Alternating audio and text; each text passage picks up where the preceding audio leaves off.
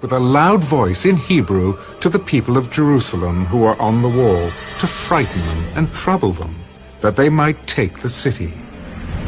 And they spoke against the God of Jerusalem, as against the gods of the people of the earth, the work of men's hands. Now because of this, King Hezekiah and the prophet Isaiah, the son of Amos, prayed and cried out to heaven.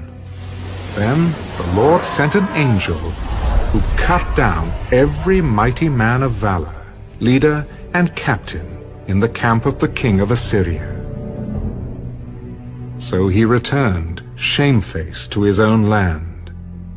And when he had gone into the temple of his God, some of his own offspring struck him down with the sword there. Thus the Lord saved Hezekiah and the inhabitants of Jerusalem from the hand of Sennacherib, the king of Assyria, and from the hand of all others, and guided them on every side. And many brought gifts to the Lord at Jerusalem, and presents to Hezekiah, king of Judah, so that he was exalted in the sight of all nations thereafter. In those days Hezekiah was sick and near death, and he prayed to the Lord. And he spoke to him, and gave him a sign. But Hezekiah did not repay according to the favor shown him, for his heart was lifted up. Therefore wrath was looming over him and over Judah and Jerusalem. Then Hezekiah humbled himself for the pride of his heart, he and the inhabitants of Jerusalem, so that the wrath of the Lord did not come upon them in the days of Hezekiah. Hezekiah had very great riches and honor, and he made himself treasuries for silver, for gold, for precious stones, for spices, for shields, and for all kinds of desirable items, storehouses for the harvest of grain, wine, and oil, and stalls for all kinds of livestock, and folds for flocks.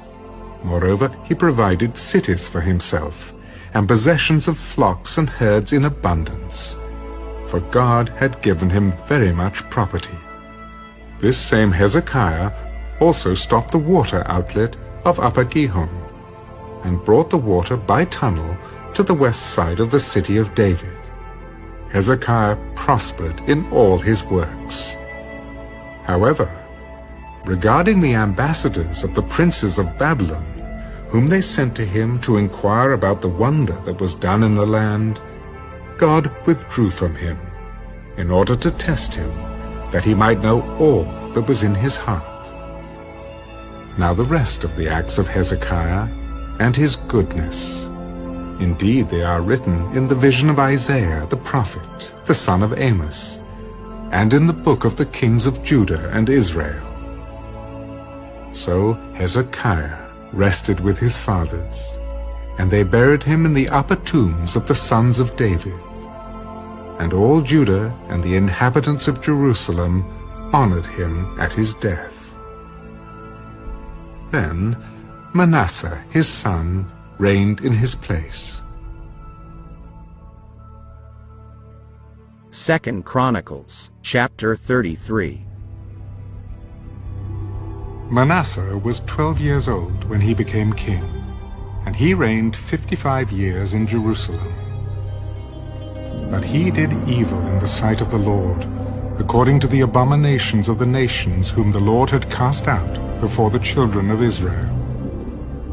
For he rebuilt the high places which Hezekiah his father had broken down,